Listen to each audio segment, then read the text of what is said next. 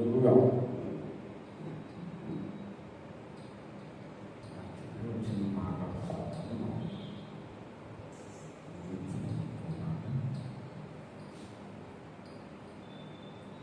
కొరింథీయులకు రాసిన రెండవ పత్రిక దేవుని వాక్యం కొరింథీయులకు రాసిన రెండవ పత్రిక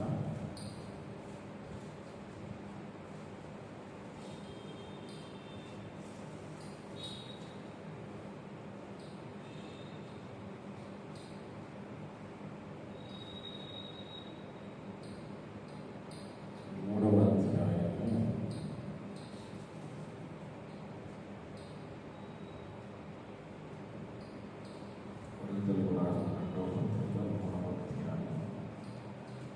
6వ వచనాన్ని చదువుతున్నాం. కొరింథీయులకు రాసిన రెండవ పత్రిక 3:6.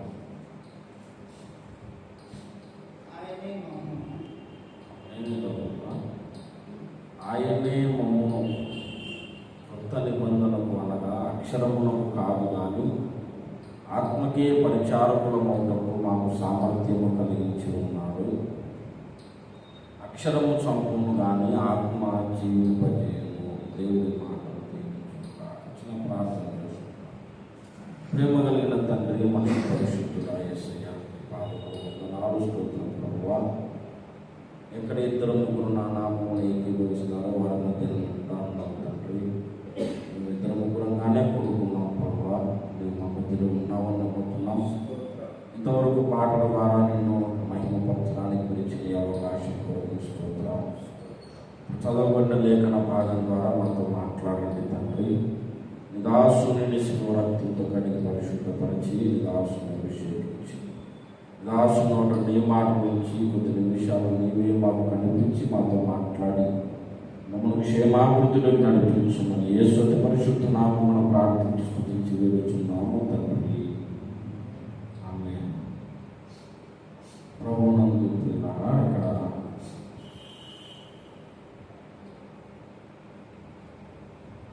పౌలు భక్తుడు చెబుతున్నాడు ఈ మాటలు. అక్షరమునకు కాదు కానీ ఆత్మకే పరిచారకులమునకు మాకు సామర్థ్యము కలిగించి ఉన్నారు అని చెబుతున్నాడు ఇక్కడ పౌలు. అక్షరమునకు కాదు కానీ ఆత్మకే పరిచారకులమునకు మాకు సామర్థ్యము దేవుడు కలిగించి ఉన్నాడు. ఇక్కడ మనం దృష్టి పెట్టాల్సిన 2 విషయాలు. అక్షరము అన్న మాట ఉంది, తర్వాత ఆత్మ అన్న మాట. అక్షరమునకు కాదు కానీ ఆత్మకు మనం పరిచారకులము అన్నాం. ఇప్పుడు అక్షరము అంటే అర్థమైంది, ఆత్మ అంటే అర్థమైంది అన్నది ఒక ప్రశ్న. ఇక్కడ కింద అంటాడు ఏంటంటే అక్షరము చంపును కానీ ఆత్మ జీవింపజేయును అన్నాడు. అక్షరము చంపును కానీ ఆత్మ జీవింపజేయును. పిల్లరా, ఈ మాటలకు అర్థం ఏంటి అన్నది ఇప్పుడు మనం ఆలోచన చేసి ఊహించుకుందాం. అక్షరము ఆత్మ అన్నాడు. బైబిల్ను ధ్యానం చేసేటప్పుడు కొన్ని అర్థం కావు కానీ అర్థమైనట్టు అనిపిస్తుంది. ఎవరైనా వివరించి చెప్పిన తర్వాత అరే ఇంతవరకు మాకు తెలియలేదు కదా, ఇది ఇక్కడ ఈ విషయం ఉందని మాకు అర్థం కాలేదని అప్పుడు అర్థమవుతుంది అన్నమాట. చాలా వరకు మనకు అర్థం కాని సంగతి కూడా మనకు అర్థమై ఉండదు. ఏదో అంతా అర్థమైపోతుంది అన్నట్టుగానే చదువుకుంటూ పోతుంది. ఇక్కడ అక్షరము అన్నాడు, ఆత్మ అన్నాడు. అక్షరము ఏంటి, ఆత్మ ఏంటి? అక్షరమునకు కాదు కానీ ఆత్మకే మేము పరిచారకులము అన్నాడు. ఇప్పుడు అక్షరానికి పరిచారకులము అవ్వడం ఏంటి, ఆత్మకు పరిచారకులం అంటే అసలు ఆ మాటలకు అర్థం ఏంటి? ఆ మాటలు ఎందుకు వాడాడు అక్కడ అంటే నేను చెబుతున్నా. ఆత్మ అంటే మనిషి లోపల ఉంటుంది ఆత్మ కదా, మనిషి లోపల ఆత్మ ఉంటుంది. ఆత్మ దానికి పూర్తి వ్యతిరేకమైన పదం ఏంటంటే శరీరం. శరీరము ఆత్మకును, ఆత్మ శరీరమునకును విరోధముగా అపేక్షించును అని గలతీ పత్రికలో అంటాడు కదా. గలతీ పత్రికలోనికి రండి. గలతీలకు రాసిన పత్రిక 5వ అధ్యాయం. గలతీ పత్రిక 5వ అధ్యాయము 17వ వచనం చూడండి. శరీరము ఆత్మకును, ఆత్మ శరీరమునకును విరోధముగా అపేక్షించును, ఇవి ఒకదానికొకటి వ్యతిరేకముగా ఉన్నవి కనుక మీరేమి చేతురు వాటిని చేయదు. ఇక్కడ నా వైపు చూస్తున్నాను. శరీరమునకు ఆత్మకు విరోధం ఉంది అని చెబుతున్నాడు. ఇక్కడ శరీరం ఉన్నది, దానికి వ్యతిరేకంగా ఏముందంటే ఆత్మ అన్నది. శరీరం అనేది కనిపిస్తుంది పైన, మనిషికి శరీరం అన్నది కనిపిస్తుంది పైన, కానీ ఆత్మ కనిపించదు. ఆత్మ అన్నది కనిపించకుండా లోపల ఉంటుంది, కనిపించేదేమో శరీరం. ఇంకొక విషయం ఏంటంటే శరీరము దేనితో దేవుడు తయారు చేశాడు? మట్టితో తయారు చేశాడు కదా. ఆత్మ దేనితో తయారు చేశాడు? ఆత్మ దేంతో తయారు చేయబడ్డాడో అది బైబిల్లో లేదు. ఆత్మ దేంతో తయారు చేయబడ్డాడో బైబిల్లో లేదు. ఆత్మ తయారు చేసే ఫ్యాక్టరీ ఒకటి ఉంది, ఆత్మను తయారు చేసే కార్ఖానా. ఎక్కడ అంటే మీరు 139వ కీర్తనలోనికి రండి. 139వ కీర్తన.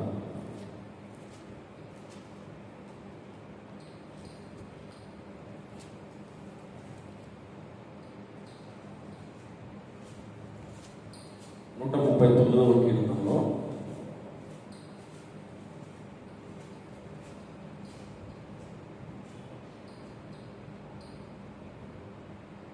13వ వచనము నేను చదువుతున్నా చూడండి. 139వ కీర్తన 13వ వచనం. నా అంతరేంద్రియములు మూలను నీవే కలుగజేసితివి, నా తల్లి గర్భమందు నన్ను నిర్మించిన వాడవు నీవే అన్నాడు. అంటే ఈయనను దేవుడు ఎక్కడ నిర్మించాడు? దీని ప్రకారంగా ఎక్కడ నిర్మించాడు? తల్లి గర్భమందు నిర్మించాడు. అంటే ఈ మాట దావీదు చెప్తాం. దావీదు కీర్తన అని ఉంది కదా, అక్కడ ప్రధాన గాయకునికి దావీదు కీర్తన.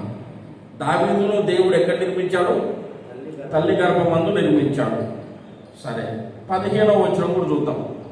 నేను రహస్యమందు పుట్టిన నాడు, భూమి యొక్క అగాధ స్థలములలో విచిత్రముగా నిర్మింపబడిన నాడు, నాకు కలిగిన ఎముకలు నీకు మరుగై ఉండలేదు. ఇక్కడ ఏమంటున్నాడు? భూమి యొక్క అగాధ స్థలములలో విచిత్రముగా నేను నిర్మింపబడిన నాడు. బాగుందండి. దావీదు అంతకు ముందు 13వ వచనములోనేమో నేను తల్లి గర్భములో నిర్మించబడ్డానని చెబుతున్నాడు. ఇక్కడ కింద ఏమంటున్నాడు? భూమి యొక్క అగాధ స్థలములలో నేను నిర్మించబడ్డాను అంటున్నాడు. ఇప్పుడు దావీదు తల్లి గర్భంలో నిర్మించబడ్డాడా, భూమి యొక్క అగాధ స్థలములలో నిర్మించబడ్డాడా? పాయింట్ అన్న కదా. దావీదే అంటున్నాడు ఒక వచనం ముందు ఒక వచనం వెనకాల, నేను నా తల్లి గర్భంలో నన్ను నిర్మించిన వాడు నీవే అని దేవుడితో. అంటే దావీదు ఎక్కడ నిర్మించబడ్డాడు? దాని ప్రకారంగా తల్లి గర్భం. కింద 15వ వచనంలో భూమి యొక్క అగాధ స్థలములలో నేను విచిత్రముగా నిర్మింపబడిన నాడు అంటున్నాడు. భూమి యొక్క అగాధ స్థలంలో దావీదు ఎప్పుడు నిర్మించబడ్డాడు? లేఖనంలో ఏ మాట కూడా మనం తీసేయడానికి వీల్లేదు కదా, ఊరికైతే దేవుడు రాయాడు. భూమి యొక్క అగాధ స్థలంలో దావీదు ఎప్పుడు నిర్మించబడ్డాడు అంటే ఇంకా దీనికి ఒకవేళ అర్థం మనం చెప్పుకోలేదనుకో, అది తప్పని ఏదో ఒకటి తప్పని కొట్టేసుకోవాల్సి వస్తుంది. తల్లి గర్భంలో నిర్మించబడడం అందరికీ తెలుసు కాబట్టి తల్లి గర్భంలో నిర్మించబడడం అనేది రైటు, భూమి యొక్క అగాధ స్థలంలో నిర్మించబడడం తప్ప అని కూడా కొట్టేసుకోవాలి. అంటే కొట్టేయలేము, బైబిల్ని మనం కొట్టేయలేము, అంతా దేవుడు రాసిందే కాబట్టి. ఇప్పుడు దీనికి మనం ఎట్లా సమన్వయం చేస్తాం? ఇది రైట్ అని ఎట్లా, రెండు రైట్ అని ఎట్లా ప్రూవ్ చేస్తాం? రెండు రైట్ అయితేనే దేవుడు రాసినట్టు కదా. కాబట్టి భూమి యొక్క అగాధ స్థలములలో నిర్మించబడ్డాడు దావీదు అన్నది రైట్, తల్లి గర్భంలో నిర్మించబడ్డాడు అన్నది కూడా రైట్.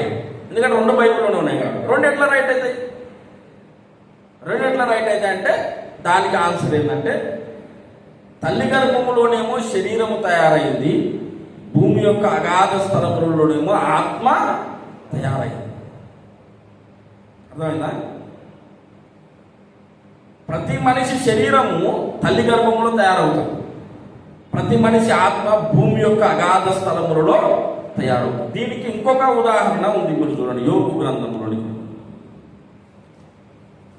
యోబు గ్రంథము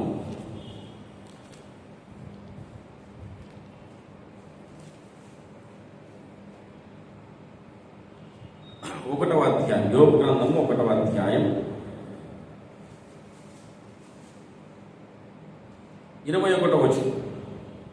నేను నా తల్లి గర్భంలో నుండి అందరు తీసుకోండి. యోబు గ్రంథము 1వ అధ్యాయము 21వ వచనం.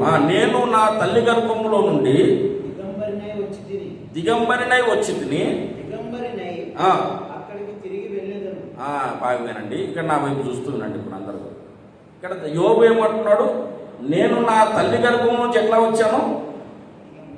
ఎక్కడి నుంచి వచ్చాడంట? రావడం ఎక్కడి నుంచి వచ్చాడు? ఎక్కడి నుంచి రావడం జరిగింది? నేను నా తల్లి గర్భములో నుండి దిగంబరినై ఎక్కడి నుంచి వచ్చాడు? తల్లి గర్భం నుంచి. మళ్ళీ ఏమన్నాడు? దిగంబరినై అక్కడికి అంటున్నాడు. అక్కడికి మళ్ళీ కరెక్ట్ చూసి నేను చదువుతూ చూడండి అందరూ కూడా. యోబు గ్రంథం 1వ అధ్యాయం 21వ వచనం కరెక్ట్ చూడండి. ఎందుకంటే స్టడీ చేసేటప్పుడు చూస్తున్నాను. నేను నా తల్లి గర్భములో నుండి దిగంబరినై వచ్చి తిని దిగంబరినై అక్కడికి తిరిగి ఉందా అన్నమాట. అక్కడికి అంటున్నాడు అంటే ఎక్కడికి?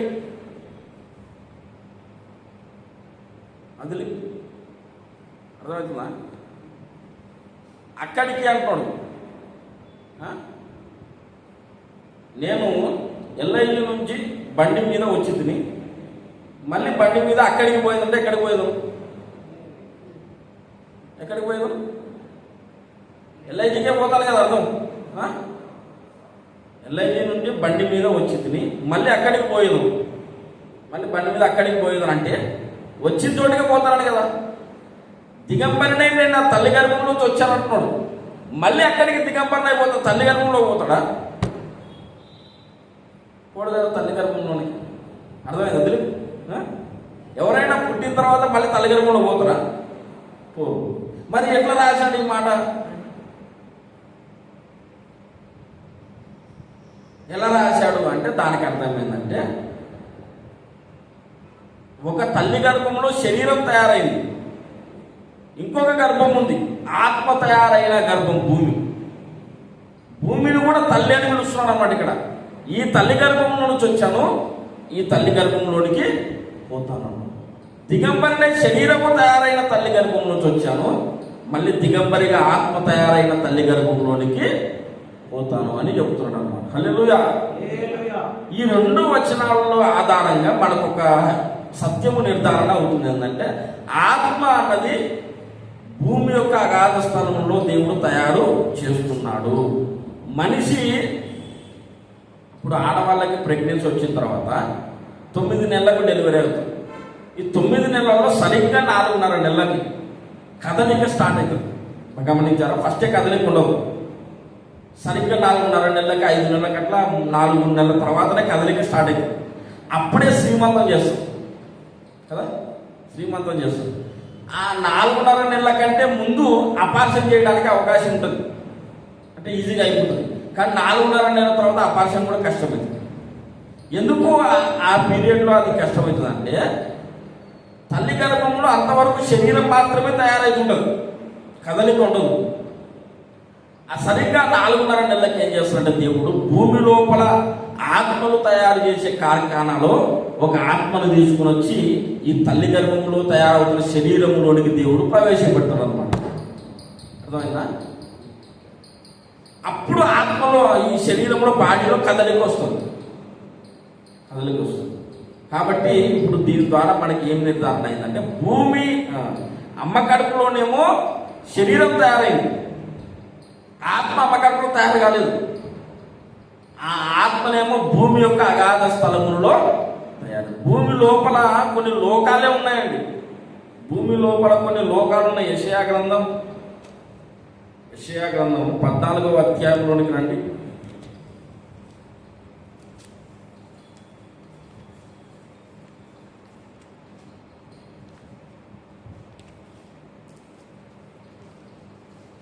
యెషయా గ్రంథం 14వ అధ్యాయం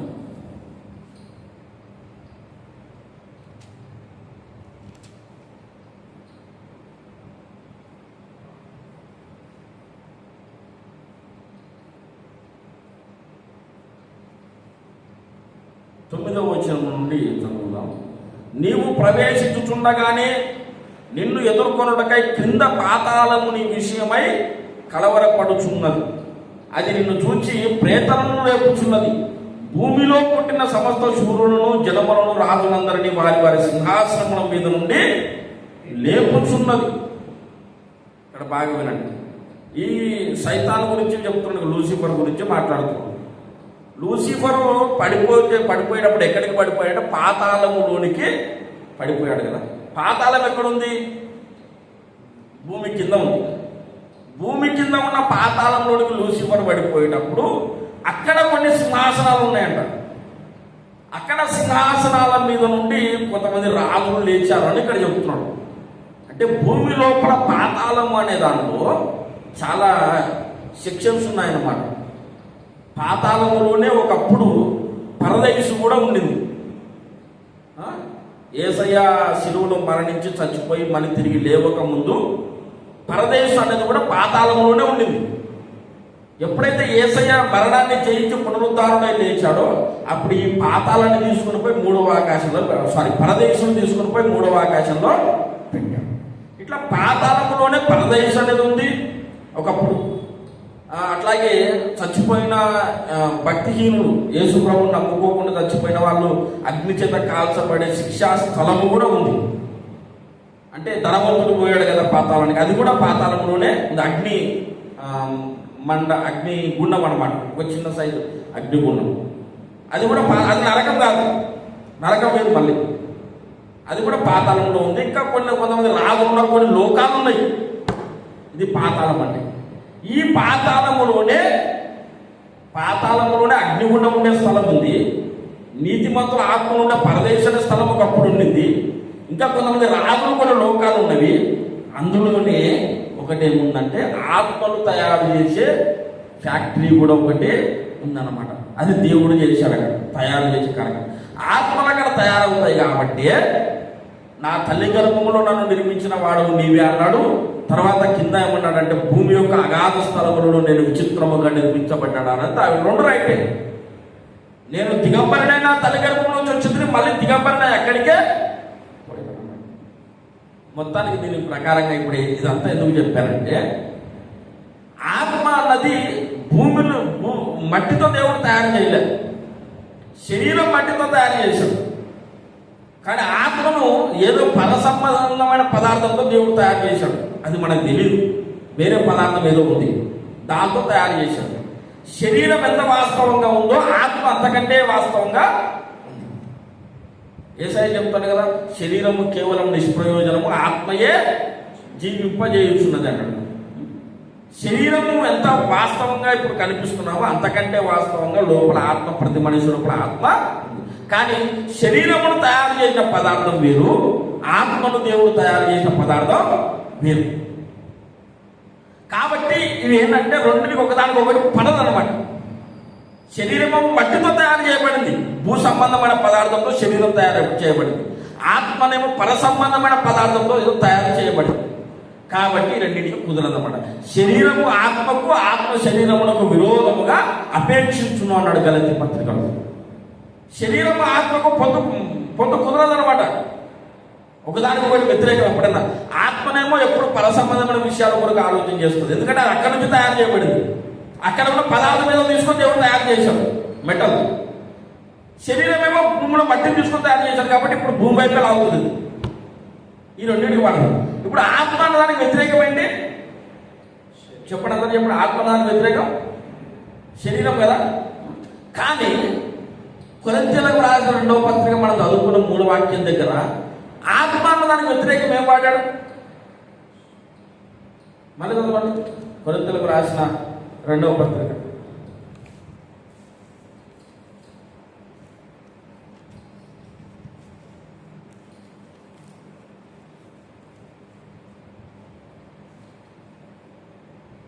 2వ పత్రిక, కొరింథీయులకు రాసిన 2వ పత్రిక 3వ అధ్యాయం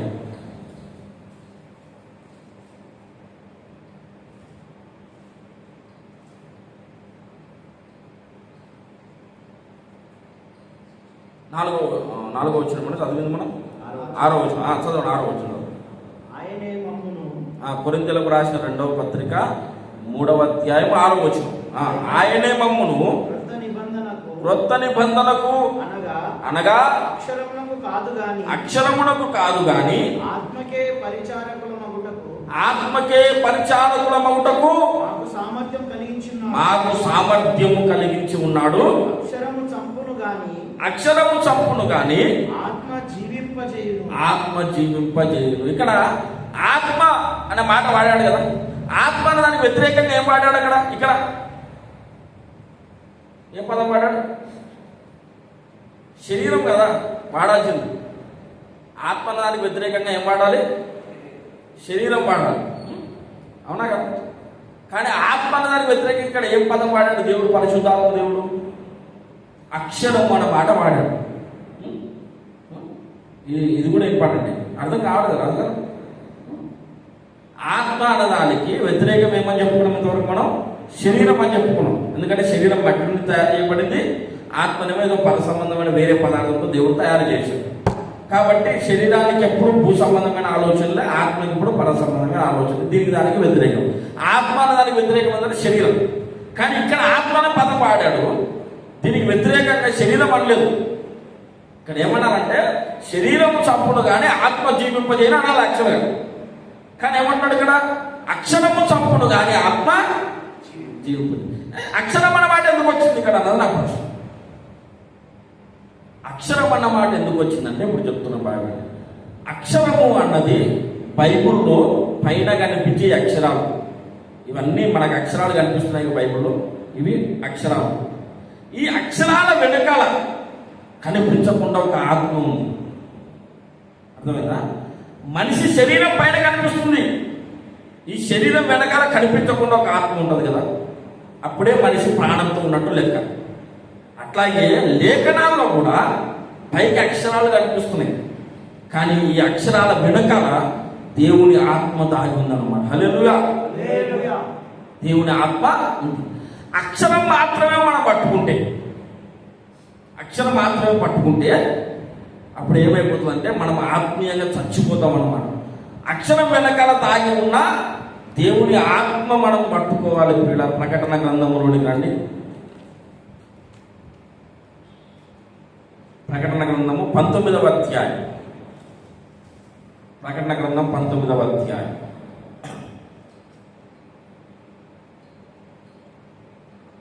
19వ అధ్యాయము 10వ వచనము నేనే చదువుతా, చూడండి అందరూ కూడా. ప్రకటన గ్రంథము 19వ అధ్యాయము 10వ వచనం. అది మొత్తం చదవాలని టైం పడుతుంది. సరే చదువుతాను, వినండి. అందుకు నేను అతనికి నమస్కారము చేయుటకై అతని పాదముల యందు సాగిలపడగా అతను వద్దు సుమి, నేను నీతోనూ యేసును గురించిన సాక్ష్యము చెప్పు నీ సహోదరులతో సహదాసులను. ఉందా ఆ మాటలో? తర్వాత ఏముందంటే దేవునికే నమస్కారము చేయు అని ఇంకొక మాట నాడు చివరన యేసును గురించిన సాక్ష్యము ఏముంది? యేసును గురించిన సాక్ష్యము ప్రవచన సారమని నాతో చెప్పాను కదా. యేసును గురించిన సాక్ష్యము ప్రవచన సారం. ఆ మాట ఫుట్ నోట్ అని నంబర్ ఉంది, 3 నంబర్. ప్రవచన సారము దగ్గర చూసారా? 3 అనే నంబర్ ఉంది. ఆ 3 అనే నంబర్ దగ్గర కింద ఏముంది? చదవండి, కరెక్ట్ చదవండి. మూల భాషలో ప్రవచన. మూల భాషలో అంటే అర్థం ఏంటి? మూల భాషలో అంటే అర్థం ఏంటి? బైబుల్ రాసినప్పుడు ఒరిజినల్గా బైబుల్ హెబ్రీ భాషలో, గ్రీకు భాషలో రాయబడింది. కొత్త నిబంధన ఏమో గ్రీకు భాషలో, పాత నిబంధన హెబ్రీ భాషలో రాయబడింది. గ్రీకు భాషలో ఈ మాట రాసినప్పుడు ఏం రాశాడు? ప్రవచన ఆత్మ అని రాశాడు.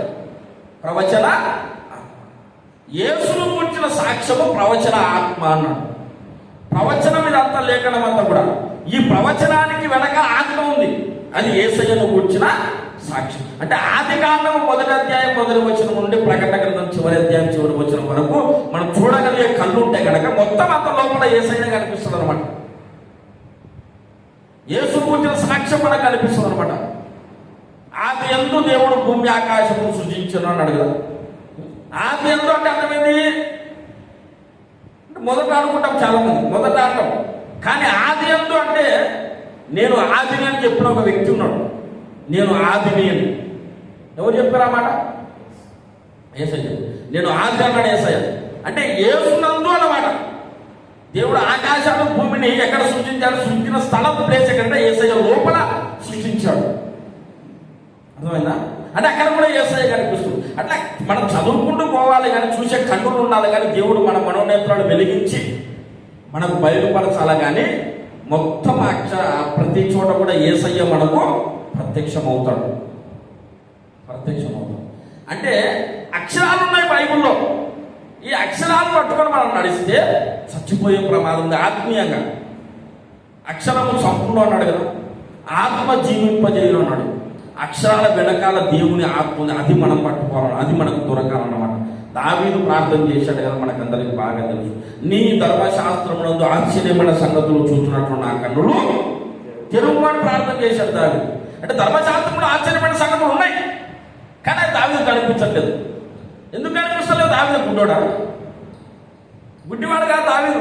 రెండు కళ్ళు బాగానే ఉన్నాయి, మరి ఎందుకు కనిపిస్తలేవు? ధర్మశాస్త్రంలో ఆశ్చర్యమైన సంగతులు అంటే లోపల దాగున్న విషయాలు అన్నమాట. అర్థమైందా? లోపల దాగి ఉన్న విషయం అంటే నేను ఇంతవరకు చెప్పిన దాన్ని బట్టి ఏం చెప్పాలనుకున్నానంటే, బైబిల్లో అక్షరాలలో కల్పించని సత్యాలు కొన్ని ఉన్నాయి. ఇది ఫస్ట్ గుర్తుపెట్టుకోవాలి మనం. అక్షరాలలో కనిపించని సత్యాలు ఉన్నాయి. అక్షరాల్లో కనిపించడం ఎంత వెతికినప్పుడు, ఉదాహరణకు తండ్రి దేవుడు, కుమారుడు దేవుడు, పరిశుద్ధాత్మ దేవుడు అని మనం చెప్పుకుంటాం కదా. ఇప్పుడు తండ్రి దేవుడు, కుమారుడు దేవుడు, పరిశుద్ధాత్మ దేవుడితో ముగ్గురు దేవుళ్ళు అవుతారు కదా అనేది ఒక ప్రశ్న. ముగ్గురు దేవుడు కాదు, ఒకటి దేవుడు ఒకటి మళ్ళీ అదే బైబిల్ చెబుతుంది. ఇంకా ఈ సిద్ధాంతానికి అందరికీ ఒక పేరు పెట్టుకుని త్రిత్వము అనేది ఉందని నమ్ముతున్నాం కదా. ఈ త్రిత్వం అనే మాట బైబిల్ ఎక్కడ ఉంది? లేదు. బైబిల్ మొత్తం ఏదైనా త్రిత్వం అన్నమాట లేదు. త్రిత్వం అనే మాట లేదు కానీ అది రైట్. అర్థమైందా? త్రిత్వం అనే మాట అక్షరాల్లో కనిపించదు కానీ బైబిల్ మొత్తం చెబుతున్న సారం ఏంటంటే దేవుడు త్రిత్వమై ఉన్నాడు. ఇట్లా అక్షరాలలో కనిపించిన సత్యాలు కొన్ని ఉన్నాయి. ఇది ఫస్ట్ మనం తెలుసుకోవాలి. ప్రతిదీ అక్షరాల్లోనే కనిపించాలి నాకంటే కుదరదు. అర్థమైందా? అక్షరాలు నాకు కరెక్ట్ చూపించే అక్షరాలు అంటే కుదరదు. అక్షరాలు కాకుండా వచ్చే సారాంశం చెప్పే సత్యాలు కొన్ని ఉన్నాయి. అందులో ఒకటి ఉంది. అది ఆ పాయింట్ దగ్గర తీసుకురావడానికి ఇదంతా కూడా ఉపోద్ఘాతం అన్నమాట. అంతే. ఇదంతా ఇప్పటి వరకు చెప్పింది ఏదంటే ఉపోద్ఘాతం. ఇప్పుడు ఒక విషయం చదివిస్తా, మీరు వినండి. హెబ్రీ పత్రిక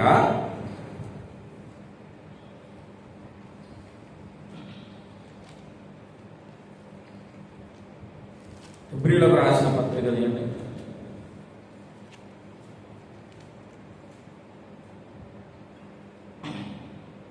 పన్నెండవ అధ్యాయం. హెబ్రీ పత్రిక 12వ అధ్యాయం.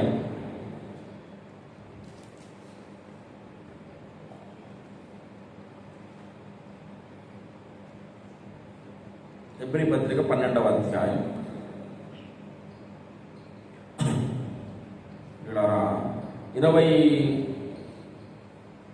29వ వచనము చదువుదాం. 28 నుండి నేనే చదువుతున్నా చూడండి. హెబ్రీ పత్రిక 12:28 నుంచి చదువుదాం. చూడండి అందరూ కూడా.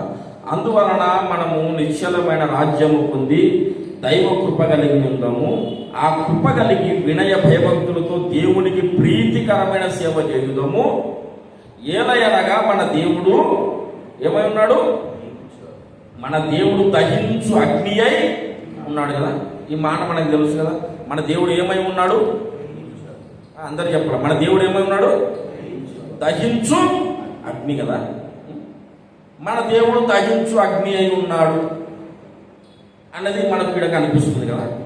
దీనికి మనము తీసుకొని చెప్పచ్చు కొన్ని ఉదాహరణలు ఉన్నాయి బైబిల్లో. రాజుల గ్రంథంలో ఏలియా దగ్గర అగ్ని వలె దిగి వచ్చాడు కదా దేవుడు. తీయండి రాజుల మొదటి గ్రంథము 18వ అధ్యాయం. రాజుల మొదటి గ్రంథం 18వ అధ్యాయం. హల్లెలూయా, దేవునికి స్తోత్రం. రాజుల మొదటి గ్రంథం 18వ అధ్యాయము 38వ వచనం.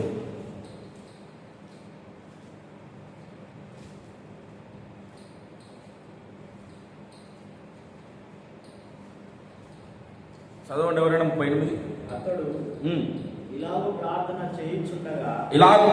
చేయుచుండగా యెహోవా అగ్ని దిగి దహన బలి పశువులను కట్టెలను రాళ్లను బుక్కిని దహించి ఆ కందకమందున నీళ్లను ఆరిపోజేసింది. దేవుని అగ్ని దిగి వచ్చింది. ఇక్కడ దేవుని అగ్ని దిగి వచ్చి ఆ బలిని ఏం చేసింది? దహించి వేసింది కదా. మన దేవుడు దహించు అగ్ని అయి ఉన్నాడు అంటే ఇక్కడ దేవుని అగ్ని దిగి వచ్చి దహించి వేసింది. మన దేవుడు అగ్నిలా దిగి వస్తే కాల్ చేస్తాడు అనేది ఒక పాఠం ఇక్కడ. అయితే విచిత్రం ఏంటంటే మన దేవుడు దహించని అగ్ని అయి కూడా ఉన్నాడు. దహించని అగ్ని అని చెబుతుంది. ఇప్పుడు మీరు చూడండి, నిర్గమాకాండం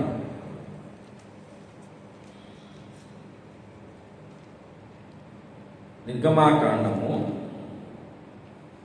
3వ అధ్యాయం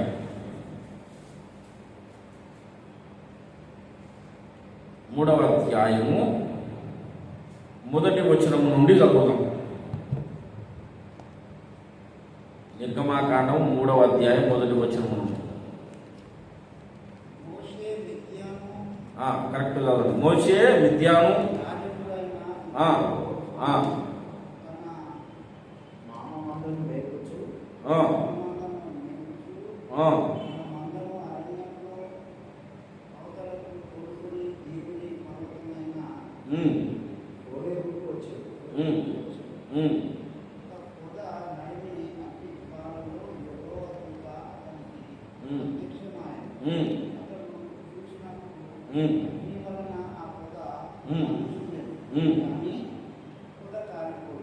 ఆగండి.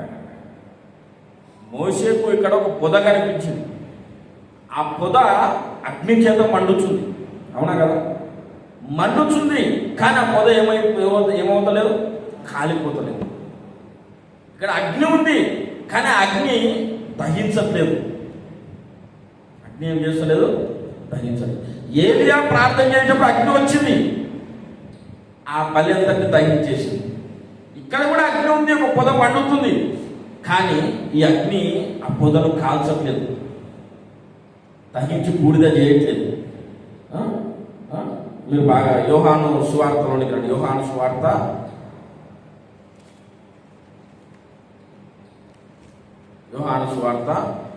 6వ అధ్యాయం. యోహాను సువార్త 6వ అధ్యాయం, క్షమించండి 5వ అధ్యాయం 35వ వచనం చదవండి.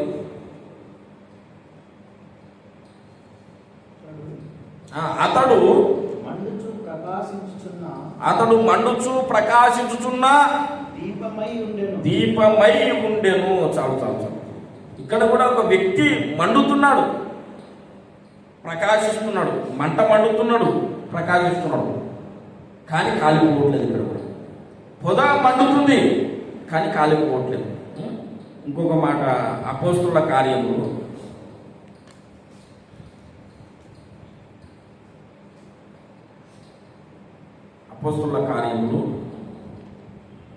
2వ అధ్యాయము 1వ వచనము నుండి. పెంతెకోస్తు పండుగ దినము, అపోస్తుల కార్యములు 1వ అధ్యాయము 2వ అధ్యాయం 1వ వచనము నుండి. పెంతెకోస్తు పండుగ దినము వచ్చినప్పుడు అందరూ ఒక చోట కూడి ఉండిరి. అప్పుడు వేగముగా వచ్చి బలమైన గాలి వంటి ఒక ధ్వని ఆకాశం నుండి అకస్మాత్తుగా వారు కూర్చుని ఉన్న ఇల్లంతయు నిండెను. మరియు అగ్ని జ్వాలల వంటి నాలుకలు విభాగింపబడినట్టుగా వారికి కనబడి వారిలో ఒక్కొక్కరి మీద వ్రాలగా అందరూ పరిశుద్ధ ఆత్మతో నిండిన వారై ఆత్మ వారికి వాక్శక్తిని అనుగ్రహించిన పొలదన్య భాషలతో అట్లా. ఇక్కడ కూడా అగ్ని దిగి వచ్చింది, ఇక్కడ వాళ్ళకి ఆగిపోలేదు. అవునా? మన దేవుడు దహించు అగ్ని అయి ఉన్నాడు అనేది అక్షరాల్లో కనిపించే సత్యం, కానీ మన దేవుడు దహించని అగ్ని అయి కూడా. ఇప్పుడు అసలు విషయం చెప్తాం బాగా. అక్షరాలు మాత్రమే పట్టుకుంటే ఒక సత్యం మనకు అర్థం కాదన్నమాట. దేవుడు అగ్ని అనే దిగి వచ్చినప్పుడు దహించేస్తాడు అన్నది అందరికీ తెలుసు. ఏమి దహిస్తాడు అంటే మన లోపల ఉన్న చెత్తను దహించి వేస్తాడు. బాగా మన బలహీనతలను, మనలో ఉన్న లోపాలను, పాపాలన్నింటినీ కాల్చి బూడిద చేసి లేకుండా చేస్తాడు. అగ్ని వల్లే మన మీదకి దిగి వచ్చినప్పుడు దాన్ని ఏమంటాడు? అగ్ని బాప్తిసం అంటాడు. అదే దేవుడు అగ్ని వల్లే దిగి వచ్చినప్పుడు మనం కాలిపోకుండా మంట మండుతూ ఉంటాము, కానీ ప్రకాశిస్తూ ఉంటాం అన్నమాట. యోహాను మండుచు ప్రకాశిస్తున్న దీపమై ఉండిన అన్నాడు. మన దేవుడు రెండు రకాలుగా మన మీదకి రావాలి. దహించు అగ్నిగా రావాలి, దహించని అగ్నిగా కూడా రావాలి. అక్షరాల్లో ఒక మాట కనిపిస్తుంది, దానికి వ్యతిరేకమైన సత్యము లోపల దాగి ఉందన్నమాట. దీన్ని ఏమన్నా అగ్ని బాప్తిస్మము అంటారు. హల్లెలూయా. అగ్ని బాప్తిస్మం, పరిశుద్ధాత్మ బాప్తిస్మము, అగ్ని బాప్తిస్మము అంటారు. యోహాను మీకు నీళ్ళలో బాప్తిసం ఇచ్చాను, కానీ మరి కొద్ది దినములలోగా మీరు పరిశుద్ధాత్మలో బాప్తిసం పొందుదురని యేసయ్య చెప్పాడు. అపొస్తలుల కార్యం 1:5. యోహాను నీళ్ళలో మీ బాప్తిసం ఇచ్చాడు, నీటి బాప్తిసం అయిపోయింది, కానీ కొద్ది దినాల్లో మీరు ఏ బాప్తిసం పొందుతారు? పరిశుద్ధాత్మ బాప్తిసం పొందుతారు. రక్షణ పొందిన మనం అందరము కూడా దేవుని కొరకు పని చేయాలంటే దేవుడు మనల్ని అగ్ని వల్లే దిగి రావాలి మన మీదికి. అప్పుడు రెండు పనులు జరుగుతాయి. ఒకటి తగ్గిస్తాడు, రెండోది తగ్గించడు కూడా. ఏం తగ్గిస్తాడు అంటే దేవుడు అగ్ని వల్లే మన మీదకి దిగి వస్తే మనలో ఉన్న బలహీనతలన్నింటినీ దహించి వేస్తాడు. ఈ అగ్ని బాప్తిసం వచ్చినప్పుడు మనము మండుచు ప్రకాశిస్తున్న దీపాలుగా మారుతాం. మన చుట్టూ వెలుగు ప్రకాశిస్తుంది. ఇట్లా జరగాలంటే మనము మండాలి దేవుని కొరకు. అంటే ఇప్పుడు నేను ఉదాహరణ చెప్తాను. ఒక ఊర్లో పలానా వ్యక్తి ఉన్నాడు, అని ఎవరి గురించి మనం చెప్తున్నాం అనుకోండి. చెప్పేటప్పుడు ఆ వ్యక్తి అడ్రస్ చెప్పాలంటే ఆయనకు 2 కళ్ళు ఉన్నాయని చెప్తాం మనం. పలానా ఒక వ్యక్తి ఉన్నాడంటే ఆ ఊర్లో ఆయనకు 2 కళ్ళు ఉన్నాయి అని చెప్తాం మనం. ఎందుకు చెప్పాం అంటే 2 కళ్ళు అందరికీ ఉంటాయి కదా. ఒక వ్యక్తి ఉన్నాడంటే ఆయనకు 2 చెవులు ఉన్నాయని చెప్తామా? ఎందుకు చెప్పాడు? 2 చెవులు అందరికీ ఉంటాయి. ఒక వ్యక్తి ఉన్నాడంటే ఆయన గుడ్డి అని అని చెప్తాం. ఎందుకంటే అందరికీ 2 కళ్ళు లేకుండా గుడ్డిగా అందరూ ఉండరు కాబట్టి. ఒక వ్యక్తి ఉన్నాడు, ఆయన మండుచు ప్రకాశిస్తున్న దీపమై ఉండేను అన్నాడు. అంటే అందరూ మండట్లేదని అర్థం, అవునా కదా? అందరూ మండట్లేదు.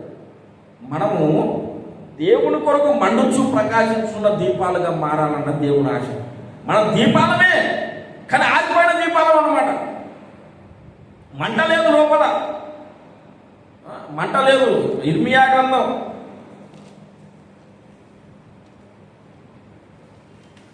20లోని కానీ ఇంకా మంట దగ్గరకు వస్తే చాలా సంగతులు బయటకు వస్తాయి. మళ్ళీ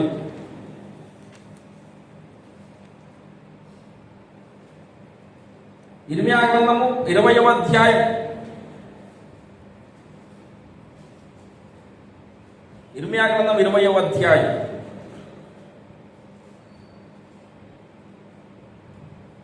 9వ వచనం. ఆయన పేరు నేనెత్తను,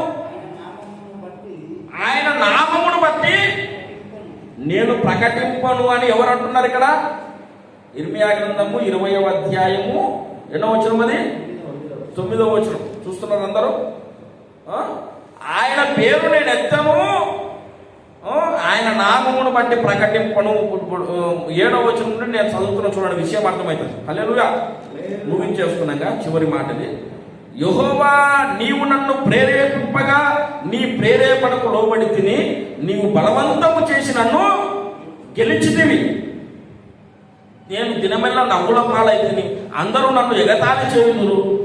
ఏలయనగా నేను పలుకునప్పుడెల్లా బలాత్కారము జరుగుతున్నది, దోపుడు జరుగుతున్నది అని ఎలుగెత్తి చాటింపవలసి వచ్చాను. దినమెల్లా యెహోవా మాట నాకు అవమానమునకు అపహాస్యమునకు హేతువాయను. ఇర్మియా మాట్లాడుతున్నాడు అనమాట. ఇర్మియా దేవుడు ఆయన పిలిచాడండి. పిలిచినప్పుడు ఆయన బాలుడు కదా. పిలిచినప్పుడు ఆయన ఎవరు? బాలుడు. నేను బాలుడను ప్రభువా, వద్దు తండ్రి, పెద్ద పెద్ద వాళ్ళు ఉన్నారు కదా, వాళ్ళని పంపించు అన్నాడు. 1వ అధ్యాయంలోనికి రండి. ఇర్మియా 1వ అధ్యాయం 1వ అధ్యాయం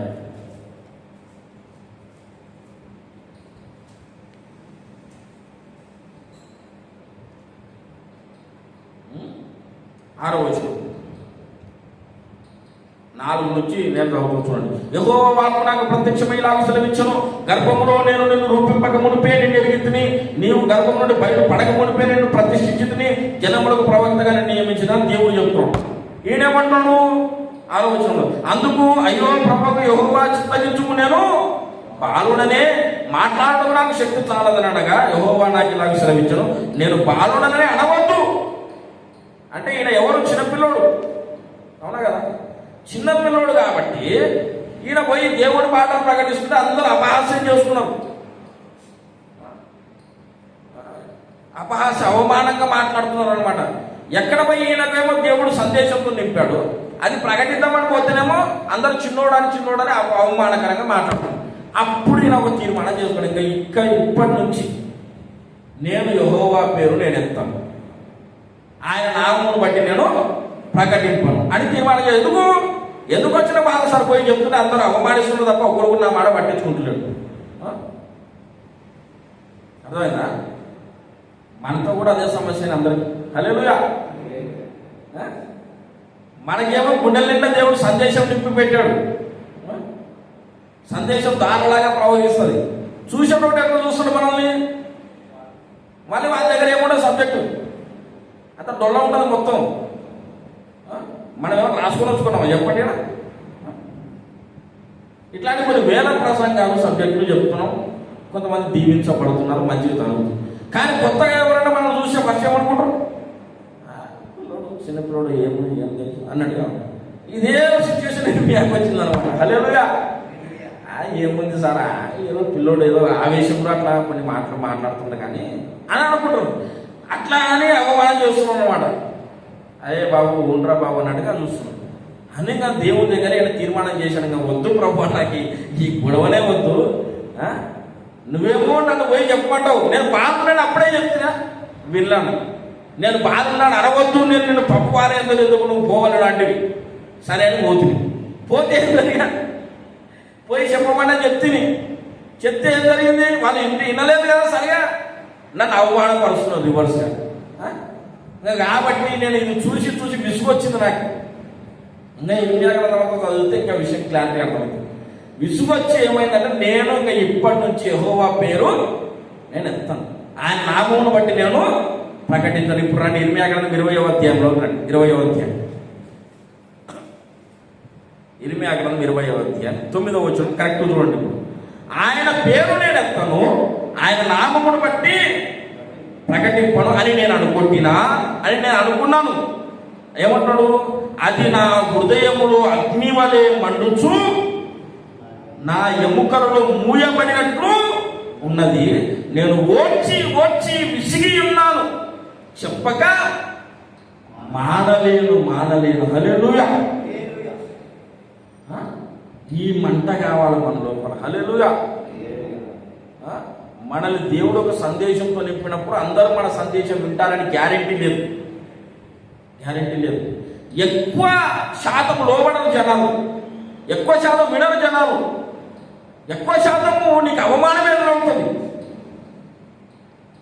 అప్పుడు కూడా నువ్వు ఎలా తయారు కావాలంటే, నా హృదయంలో మంట మండుతుంది సార్, నేను ఆగలేను.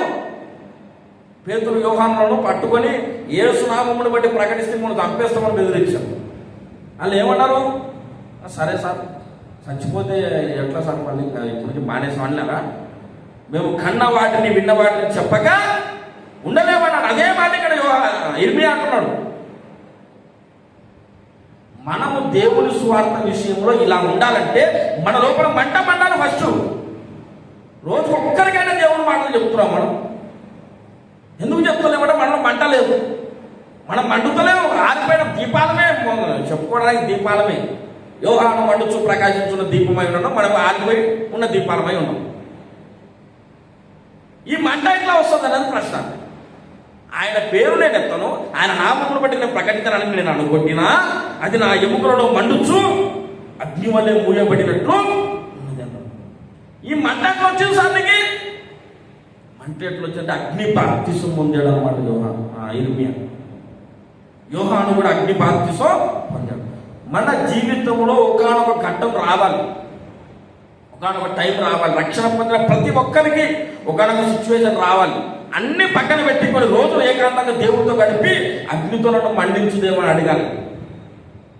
ఉపవాసం ఉండి ప్రార్థన చేసి నన్ను కూడా మండుచు ప్రకాశించు దీపంగా తయారు చేయి, నేను వెలగా, నేను మండాలి, నన్ను తయారు చేయని మన ఉపవాసం ఉండి కొన్ని రోజులు ప్రార్థన చేయాలి. ఈజీగా మనం మండం, అర్థమైందా? ఎన్నో త్యాగాలు చేయాలి. అప్పుడు మనం మండుచు ప్రకాశించున్న దీపాలుగా మారుతాం. అప్పుడు దేవుడు మనల్ని వాడుకోవడం ప్రారంభిస్తాడు. హల్లెలూయా! దేవుడు మనల్ని వాడుకోవడం, అప్పుడు మన చుట్టూ ప్రజలు ఆకర్షించబడతారు. లోకానికి మనం అప్పుడు వెలుగుగా మారుతాం అన్నమాట. మంట ఉంటే కదా వెలుగు వచ్చేది. మంటలే లేదు, మీరు లోకానికి వెలుగైనారన్నమాట. మనకెట్లా నిలబడుతుంది? మంట లేదు. మొత్తం అందరము దీపాలమే, దీపాలు, కానీ ఆరిపోయిన దీపాలు. నూనె లేదు, మంట లేదు. అగ్ని వలె పరిశుద్ధాత్మ దేవుడు మన మీదకి దిగి రావాలి. దాని కొరకు మనం ప్రార్థన చేయాలి. హల్లెలూయా! పరిశుద్ధాత్మ బాప్తిసం, అగ్ని బాప్తిసం నాకు దయచేయండి అన్న ప్రార్థన. అది లేకపోతే నేను చెబుతున్నా ఒకటే మాట, మనకు ఒక శవానికి తేడలేదు. ప్రాణం లేనట్టే మన లోపల మంట లేకపోతే, అంటే ఉపయోగం లేదన్నమాట దేవుడికి.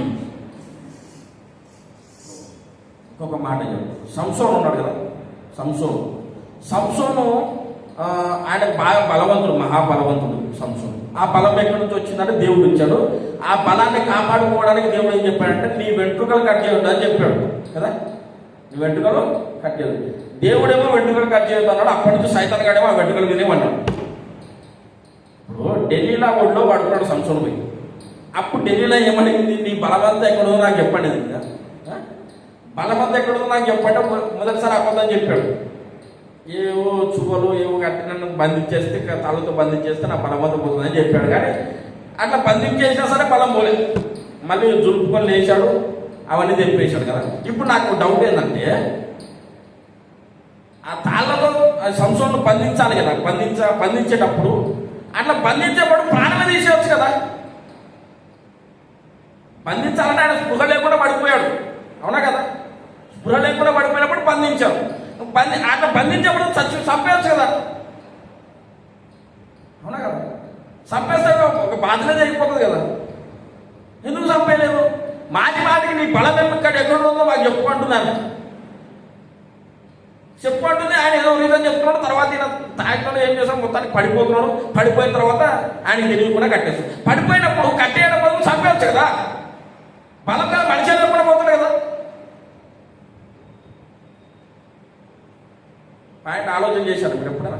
ఎందుకు అట్లా చేశాడంటే చంపడానికి పర్మిషన్ దేవుడు మన చంపడానికి పర్మిషన్ దేవుడు ఇయ్యడు సైతాన్ కానీ. అందుకే యోబు దగ్గర కూడా, యోబు వాడు పైన పోయి ఛాలెంజ్ చేసినప్పుడు దేవుడు ఏమన్నాడు, నువ్వు ఏమన్నా చేస్తున్నావు కానీ ప్రాణాన్ని మాత్రం ముట్టొద్దన్నాడు. అంటే మనల్ని వాడు సైతాన్ గారు చంపాలనే ప్రయత్నం చేస్తాడు మాక్సిమం. నువ్వు యేసుప్రభుని నమ్ముకున్నావా, యేసయ్య కొరకు బ్రతకాలి దోషం నీకుందా, మంట ఉందా, నువ్వు బతుకున్నా కూడా వాడిని అడిగే ప్రకారం. కానీ దేవుడు కంచె వేశాడు కాబట్టి మనం బ్రతుకున్నాం. వాడికి ఇంకా పర్మిషన్ దేవుడు ఇవ్వలేదు. నువ్వు వాడి నెక్స్ట్ టార్గెట్ అనేది మనం ఎట్లా చెప్పలేడు కదా. మన బలం తీసేస్తాడు అనమాట. హల్లెలూయా! మన బలము తీసేస్తాడు. నీ బలం ఎక్కడుందో కనుక్కుంటాడు అనమాట.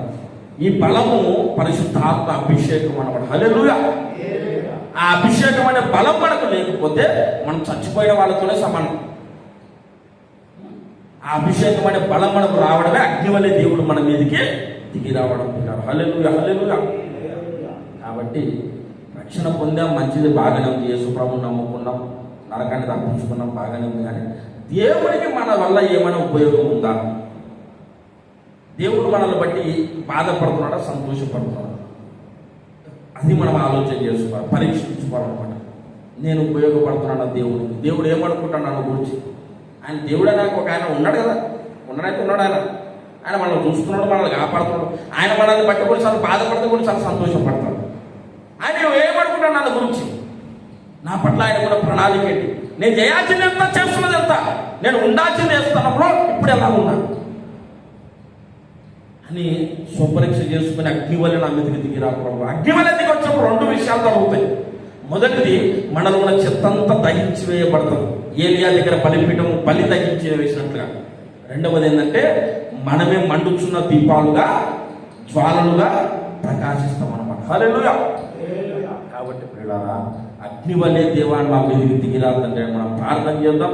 దేవుడి మాటలు మనందరి హృదయాల్లో ఫలింపజేయను గాక. రండి, కళ్ళు మూసుకొని ప్రార్థన చేసుకొని మనం ముగించుకుందాం ప్రియులారా.